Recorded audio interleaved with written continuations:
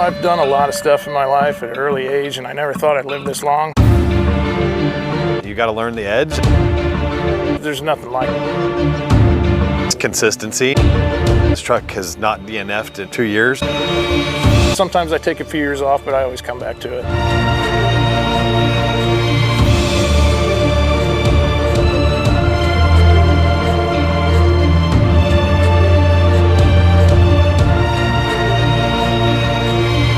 Came across TrophyLite in, I believe it was a Race Desert ad, and then started doing some research on them and thought, you know, that's the way to go. It's not a wallet race. Every truck is the same, and that's what I wanted. I wanted something that was a driver's class, that we could go out and be competitive, and found this truck, came and talked to Jeff and Travis, and it was the championship truck from the year before, and I thought, that's what we need. We need a winning truck, and we needed all the help we could get. The very first race we did was the Parker 425 last year, and Jeff's guys pitted for us. They weren't any help with taking the pressure off because they kept giving me a hard time saying, this truck's been on the podium every race. It's last year's championship truck.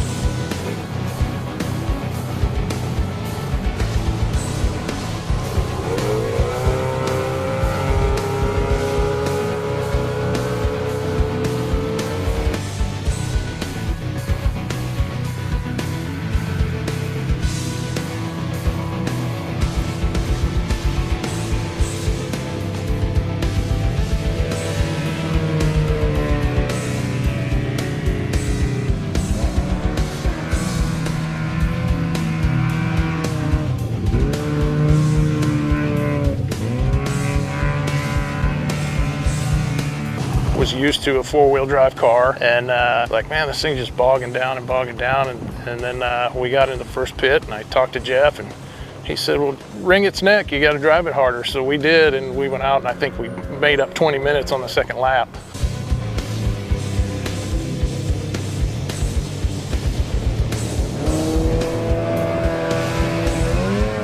Once Jeff said, you know, give it hell, we did, and then we figured it out that you gotta drive it like a two-stroke motorcycle and keep it up on the pipe.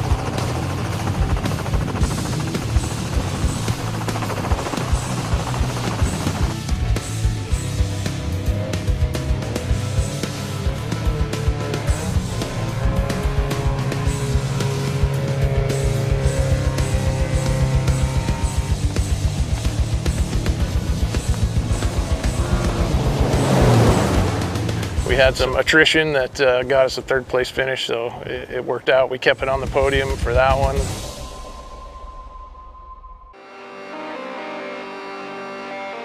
Silver State was warm, to say the least. It was hot. I don't do well in the heat.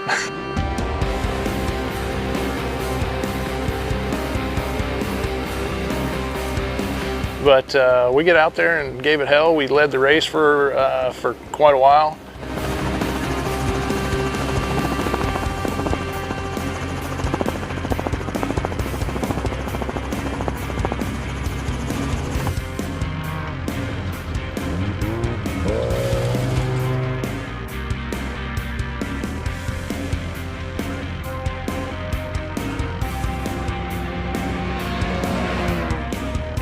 We ended up getting caught in the pits. We had some new green guys doing our pit work for us, and they struggled on a few things, and we ended up getting caught at, I think it was pit 2, and then got caught again at pit 3.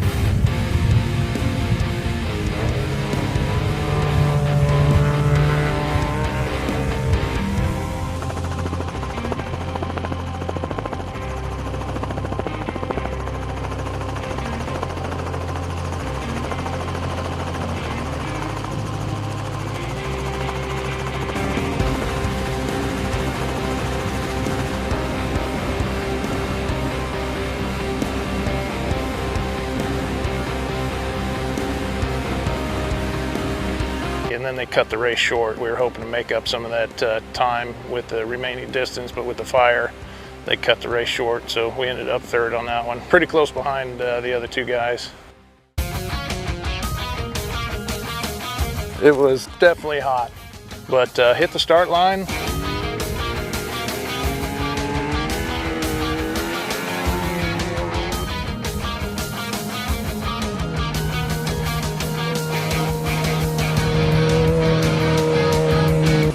Everybody was having fuel issues, which these things are known for boiling fuel. We have never once had a problem with vapor lock in our truck. It's set up to, we've got a couple tricks to keep that from happening. Got out front pretty early on and ended up losing a fuel pickup line.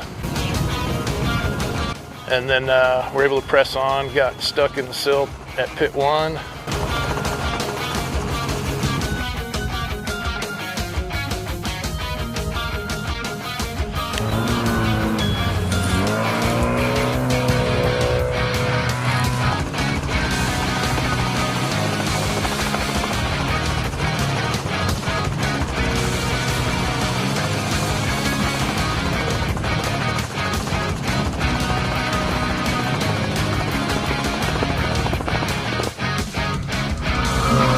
By about pit 6 or 7, we were able to regain the lead spot.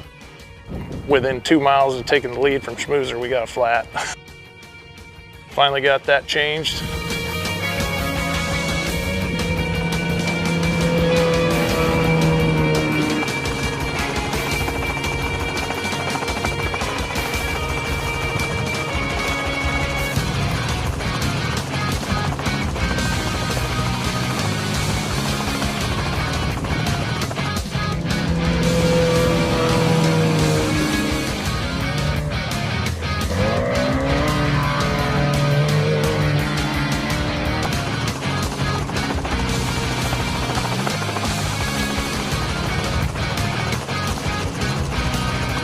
I think it was pit 8 or 9, Mike Leslie got in the truck and they didn't make it very far and the drive shaft started to come apart on them. I must have handed them a bad truck, not knowing.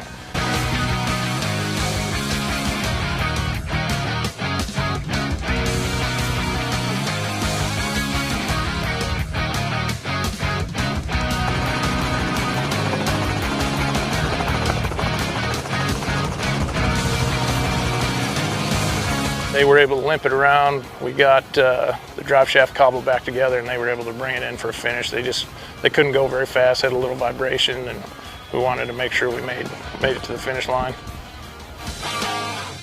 You know, Mike's been out of racing for a long time and we need help with our pits, and we thought, what a better guy to have than Mike Leslie come in and try to straighten everybody out, and he did.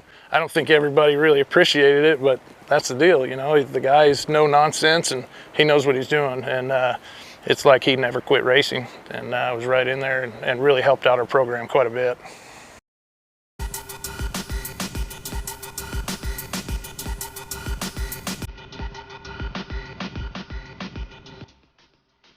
You're all right. Good try. Captain Wood coming in for his final lap.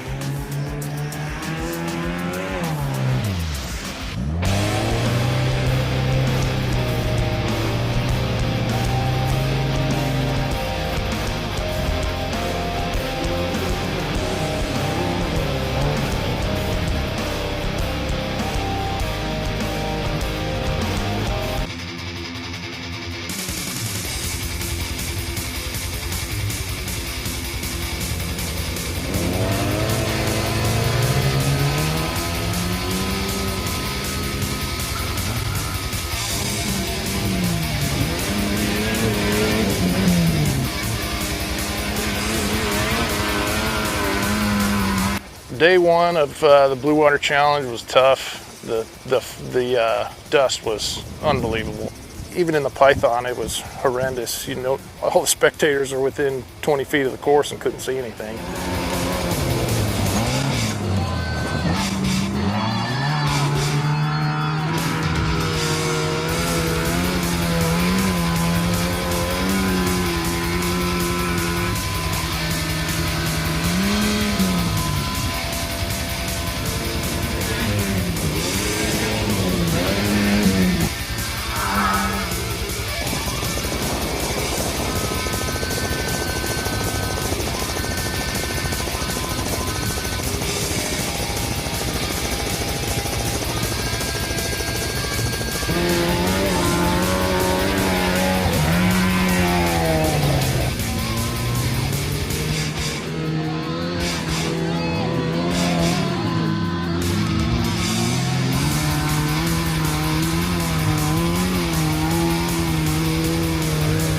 Lap one, we dropped into the wash and got in the dust. Couldn't see anything. We came to a halt. Once the dust cleared, there were 3 other trucks parked right in front of us and next to us, and everybody was stuck.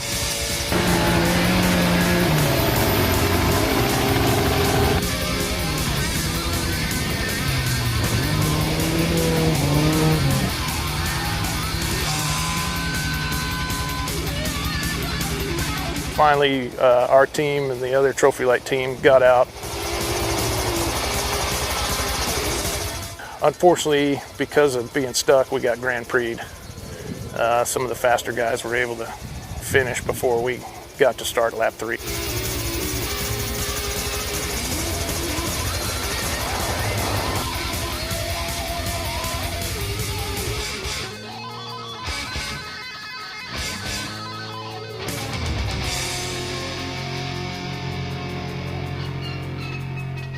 Day 2, we had a much better day. I believe we ended up 3rd, but because of the Grand Prix finish the day before, it put us out of contention on that one. We decided we're gonna go ahead and finish the TrophyLite points season because we wanna try and go for the championship. Jeff had the idea, we'll put Luke in there, and I'll do a lap and get a pre-run, and Luke will get an opportunity to jump in a desert truck. See if it's something that he wants to keep doing, and we were thrilled to have him in there because I know he's fast, I know he can drive.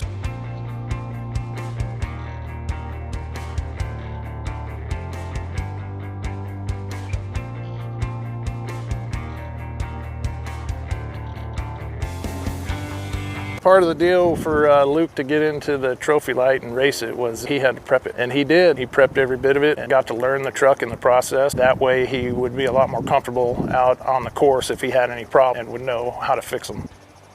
That's the way it goes. You got to earn your ride, and he did.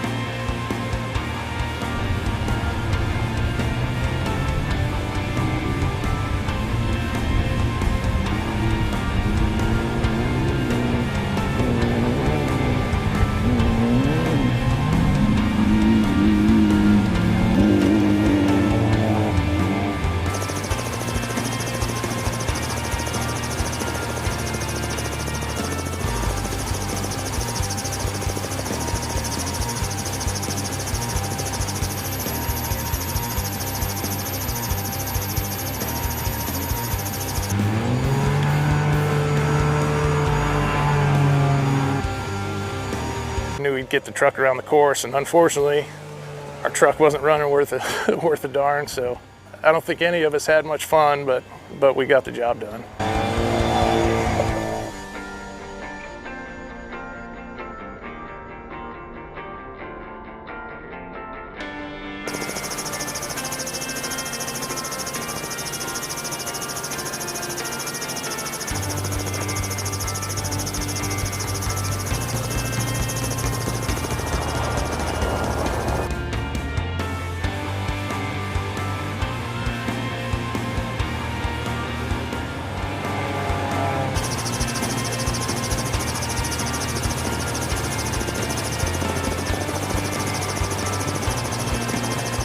kind of accepted the fact that we were out, and I was happy that for Schmoozers, thinking they had won the championship, because they're a great team and just nice guys.